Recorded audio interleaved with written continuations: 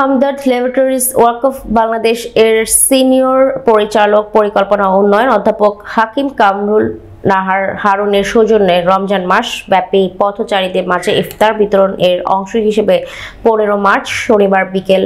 5:30 সময় লক্ষ্মীপুরের শহীদ আহনাফ চত্বর উত্তর স্টেশন এলাকায় পথচারীদের মাঝে ইফতার বিতরণ করা হয়। এসব উপস্থিত ছিলেন সবুজ বাংলাদেশ এর কেন্দ্রীয় সভাপতি শাহিন আলম, সমাজকর্মী রেজাউল হক রানা, লক্ষ্মীপুর জেলা ছাত্রদলের যুগ্ম সাধারণ সম্পাদক জাহিদ হোসেন চৌধুরী, বাংলাদেশ জামাতে ইসলামী যুব বিভাগ লক্ষ্মীপুর পৌরসভার 15 নং ওয়ার্ড সভাপতি জাকির হোসেন, লক্ষ্মীপুর লেখক পাঠক ফোরামের প্রতিষ্ঠাতা সাইফুল ইসলাম, লক্ষ্মীপুর সরকারি কলেজ ব্লাড মিশন সভাপতি তারেক আজিজ জনি প্রমুখ।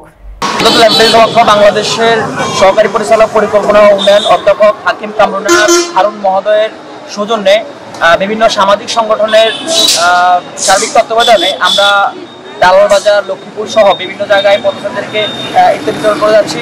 এবং এই ইফতার বিতরণ অব্যাহত থাকবে এবং ম্যাডাম এই ইফতার বিতরণের পাশাপাশি ম্যাডাম বিভিন্ন ধরনের মানবিক কাজে অবদান রেখে যাচ্ছেন।